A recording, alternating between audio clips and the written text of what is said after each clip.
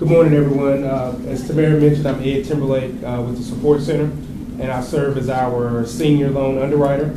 And the Support Center, we're based in Raleigh, North Carolina. And basically what I want to do this morning is just give you guys a little bit about us and what we do so that if our services may be beneficial to you or any of the clients or people that you come across or work with, you can pass along the word. So what is the Support Center? We're what's known as a CDFI, and that stands for Community Development Financial Institution. And so we operate in the same vein as a bank or a credit union, only we're a non-depository institution, so we don't offer checking and savings. We are a loan fund, so we work with small businesses across the entire state of North Carolina. We've done loans as far west as Cashiers, North Carolina, just outside of Asheville, and as far east as Morehead City. Our vision is to create economic opportunity for all people. And so what you'll kind of hear me talk about, I'll give you contrast between the Support Center and a traditional lender. This is going to sound like an oxymoron, but the Support Center is a nonprofit small business lender. And for most bankers, they cringe when they hear, you're a lender and you're a nonprofit. But we partner with community development corporations and other community-based organizations. We work a lot with the small business centers, the small business technology development centers. I work a lot with Mr. Robert Reeder here in Fayetteville at the Veterans Business Outreach Center. And so we work with various groups that come in contact with small businesses on a daily basis. And so basically, the Support Center, we have identified a problem that certain businesses have faced historically with respect to trying to access capital. The credit gap, we try to solve that by filling in the void of the lack of financial education. We participate in various events like this one across the state, trying to empower small business owners, especially those startups. And that is one thing that I would like to point out up front is that we do work with startup businesses. And so you'll hear me talk about, kind of the void that we feel because we deal, again, with a lot of small businesses that cannot go to traditional lenders. In fact, one of my highest referral sources are traditional banks because at the end of the day, our program kind of serves to graduate businesses up to your bigger banks. So for example, if I have a banker with B of A, he has a client that he sees great potential in, but for whatever reason they can't assist them because they're a startup, maybe they don't have enough liquidity, maybe the credit isn't A1, that banker can refer that business over to the Support Center. We can help them with the business, and the banker can still establish that deposit relationship, and then ultimately down the road, hopefully once we get the business started, get that business going, then later on down the road they'll be able to go to that business, and now they'll have an established track record. Our services are very affordable. Typically on the loans that we do, we only charge a 1% origination fee. And the only other fees that we're going to charge would be any fees that will be associated with recording any liens against anything that we may take as collateral. The other thing that you're going to hear me talk about in the next couple of slides, I'll give you the contrast between the Support Center and the bank's strict underwriting standards. So I'll just kind of give you an idea. We look at the exact same things a traditional bank is going to look at. Most of us who make up the small business lending team at the Support Center, we're all former bankers, or it's like, we like to refer to ourselves recovering bankers. And so, we listen, we get the story, but again, we're not regulated like a bank or a credit union, so we're able to have a lot more flexibility with our underwriting standards than a traditional lender. So the Support Center, we offer a variety of lending programs. The Support Center will do a loan as small as $2,000, and we typically will do loans as high as $250,000. We do have gray areas, so that $250,000 is not it's not a number that's etched in stone. We have the largest loan that we've done to date was for $750,000. There was a business located in New York that the town of Edenton was trying to get to come to and relocate in Edenton. And the city of Edenton, the state of North Carolina, and the Support Center all teamed up and made this, got this business to come to the state of North Carolina, to Edenton. Basically in Edenton, I think the median income was about $35,000 to $40,000, and this company was going to be bringing 30 jobs, all of which, except for 5 positions, would be filled by Edenton residents, and the median pay was $60,000. So we felt that it was in our benefit to stretch to help make this loan happen. So again, I just say all that to say is that we have a lot of gray area at the support center. We're able to take a look at loans and do what makes sense. So some of the programs that we offer, we have the USDA Intermediary Lending Program. We have the Small Business Association Intermediary Lending Program, and then we also have the SBA Guaranteed Loan Program. This program here, the intermediary program, is really just a pot of money that we receive from the SBA, roughly about $1 million to lend in certain counties. And then again, the SBA Guarantee Program is what most people are familiar with, where the SBA will guarantee either 85 to 75%, depending on the size of the loan. We also participate in the Department of Transportation Short-Term Lending Program, which is a line of credit that a borrower can apply for, and they can use their contract that they have with USDOT to actually guarantee the loan. We also participate, we're one of the only CDFIs to participate in the Farm Service Agency's Guaranteed Lending Program. So historically, we've tried to assist a lot of farmers across the state, specifically minority farmers who have had a rough go at trying to access capital historically. And then the last program, but which is certainly not the least, is a program that our CEO, Linwood Long, is very proud of. He's a service-disabled veteran, and it was important to him to have a loan program that focused on veterans and their spouses. So we internally came up with our own program called the Veteran Direct Loan Program. And basically what we would do with that program is we would provide 100% financing for veterans and their spouses, as well as offer them a preferred interest rate. And I didn't mention this, but we also offer lines of credit. So we do term loans, we do lines of credit, and again, as low as $2,000 up to $250,000. Again, we can stretch beyond that if we deem that the loan is worthy and you know, it's a strong project. And in terms of interest rates, we're going to be a little bit higher than a traditional lender because we are willing to take on that additional risk. So on the lower side, 6.75, and on the higher side, 8.5%. If you've ever done a small business loan, you know that that's not that outrageous. It's not that much higher than what you're going to see at a traditional lender, but certainly it is a little higher. So again, I told you I would talk about, just to give you quickly some contrast between the support center and a traditional lender. Like I said, we're going to look at all of the same things that they're going to look at, and the way that I usually break this down is just by talking about the 5 C's of credit, because all lenders are going to apply the 5 C's of credit to a loan request in trying to determine credit worthiness. So first thing we're going to look at is character, and when we talk about character, of course, we're looking at their management experience, and we're looking at the personal credit of the principal owners of the business. The contrast between us and a traditional lender here is when we look at their character, if a borrower has done something historically that may not be listed on their resume, let's say they grew up on a farm, or they grew up, their parents had some type of business and they grew up in that business and they had that skill set, then we'll listen to that story and we will take that into account or into consideration.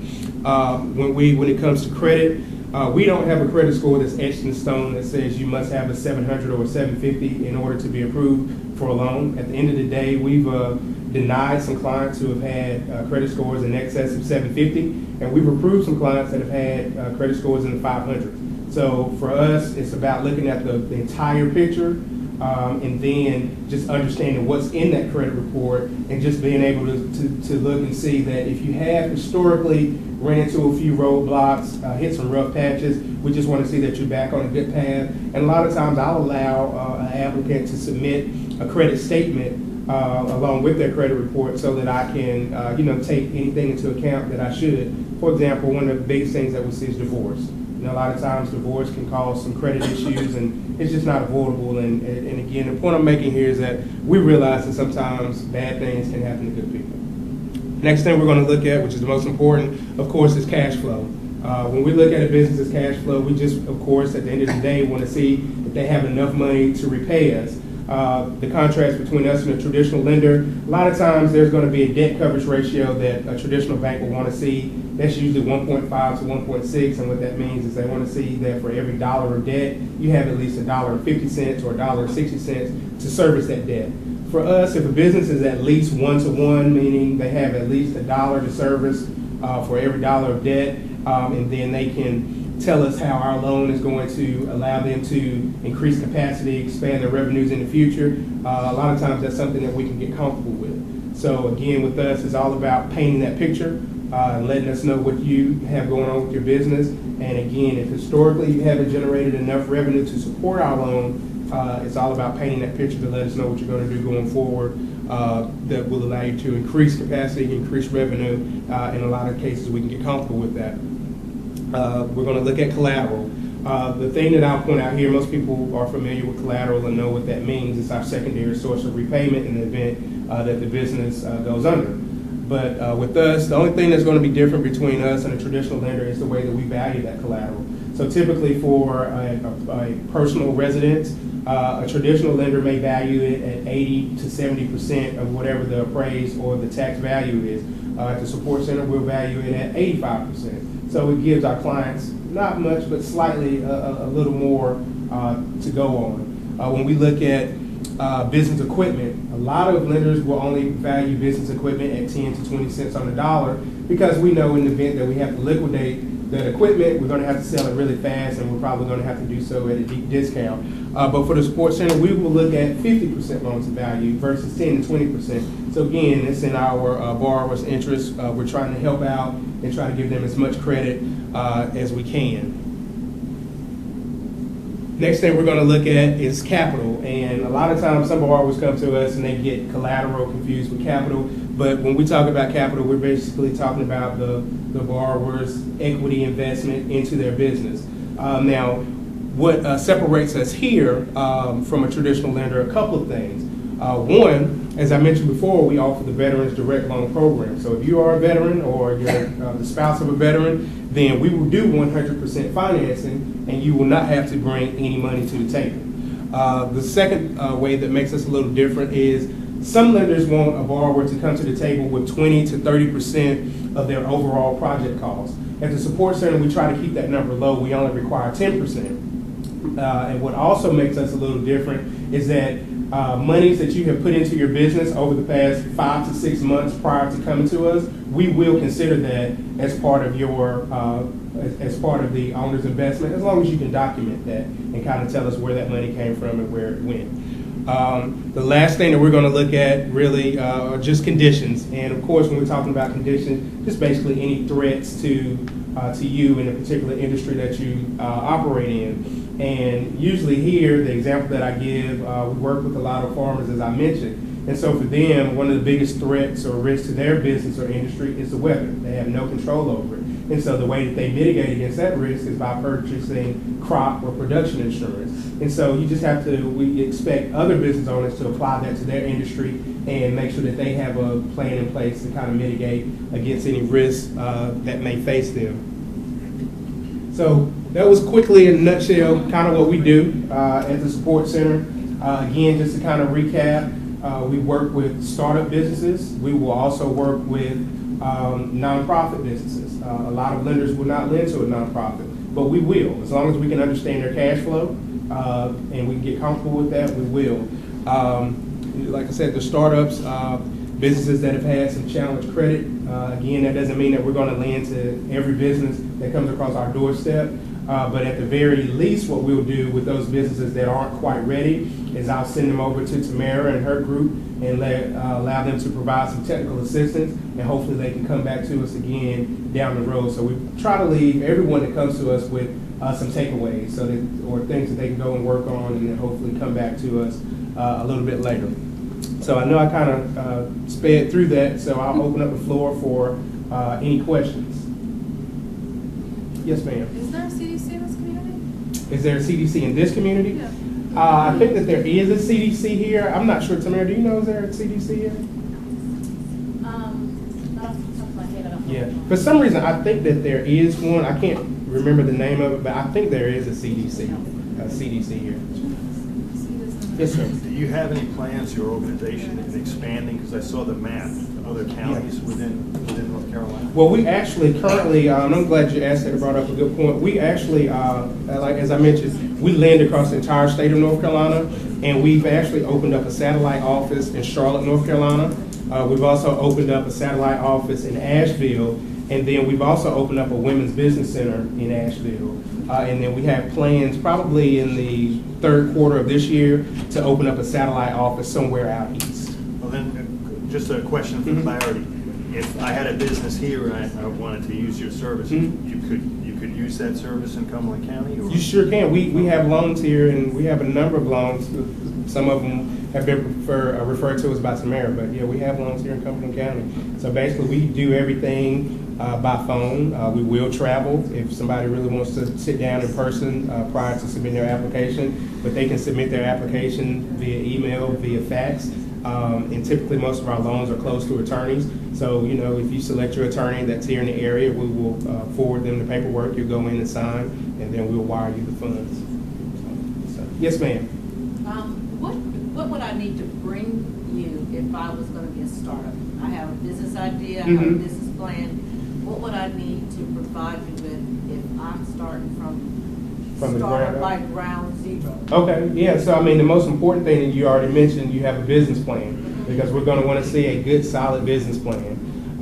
Next, we will want to see resumes of any principal owners in the business, or even if they're key management personnel that aren't owners in the business, that you want us to take their expertise into account, provide their resumes. Other than that, everything else will be in the loan package that we provide that you'll complete. And the other important thing is your income and expense projections, because as a startup business, I'm going to kind of go through that with a fine-tooth comb to make sure that those numbers make sense, because a lot of times I always pick on restaurants. We'll get a restaurant in a small town, small mom and pop restaurant, and their projections will say we're going to do $600,000 in the first year. And so I'll go through that and, you know, kind of get them to back into the numbers, look at a sample menu, see what the median plate price is, and then, you know, kind of look and say, okay, how many people do you need to see in a day, a week, a month, a year for this to be realistic? And then a lot of times it starts to make more sense to them, when you back in that way. So those are really the main things that we will need. And then other than that, just any other pertinent information, kind of as I mentioned before, let's say that you've been an accountant, and now you're going in to open up a restaurant. You know, one of the things I'm going to know is, you know, what qualifies you to run a restaurant, because most people that come to us think because they can cook, they can operate a restaurant. And, you know, that's not necessarily the case. And so, again, if you've worked with your mom in her restaurant or your family owned a restaurant, you know, just providing us any other pertinent details that we may need to take into account. Is it important to have investors? Like if you had, like there's a few people that wanted to invest in your startup business, is that something that you would need to bring in terms of, here's 3 other people that are going to, just say invest $1,000 each, but you need more money than that to do it? Yeah, I mean, well, it's good that you come to the table with some capital. We would just need to understand what type of arrangement you have with these investors. So are these investors just gifting you this money? Do they expect some sort of payback in the future so that we can take into account any other debt obligations that you'll have? So it just depends. But yeah, we would want to know that. But typically, as long as the investors are kind of silent investors and they're not going to have any ownership in the business, or at least more than 20%, then I won't need to see their financials, and they don't have to be a part of the application. Thank you. You're welcome. Yes, ma'am. You said that your lending rates are somewhat higher than a traditional lender. Is that true of your equity lines as well?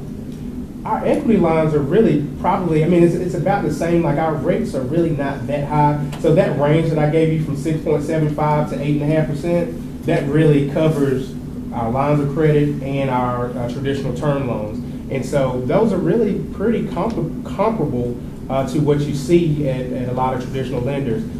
Typically what I've seen on lines of credit, business lines of credit, at some of your larger lenders, your B of A's, you may see a 4% rate or a 4.5% rate, and it may range up to 7%. So just depends. Any other questions? Yes, ma'am. So Sustainable Sandhills is an environmental nonprofit, and we're interested in starting up a renewable energy revolving loan fund. Okay. So we just had a conversation with Self-Help Credit Union. I used to work with Self-Help. Okay, Yeah. good guys. You like them. Where would the CDFI fit into that? If we, I mean, because we didn't think there was a community development credit union around here to work with, so that's why we went to Self-Help. And our target would be residential as well as small family farms in terms of solar development or geothermal or whatnot. Yeah, Breweries. the ag piece is going to fit perfectly into our wheelhouse. The home lending piece, it just depends on how that picture looks. Because we don't do direct home lending, but if it was that we were lending money to a business who was starting a home lending type program, we could look into that. But in terms of if we were doing kind of just partnering with you and really kind of doing the direct lending, the home piece is not going to fit into our program. So that's where Self-Help would actually be perfect, the better fit. But that ag piece, we could help you there. So I mean, if you've already had a conversation with Self-Help, Self-Help is a great group. And they do have a lot of resources that they can provide as well. So it's just about, if it doesn't quite work out, then come see us, because I mentioned that we get a lot of referrals from banks. I get a lot of referrals from Self-Help too, from my old colleagues for loans that don't quite fit because Self-Help is still just a tad bit more conservative than we are. And so we're able to, again, just have a little bit more flexibility. So if it's something that you want us to talk to you about, I'll give you one of my cards. Give me a call, and I'm more than happy to come back down here and speak with you all. I appreciate it. Yes, ma'am. Any additional questions? All right. Well, thank you guys for listening to me, and have a great day.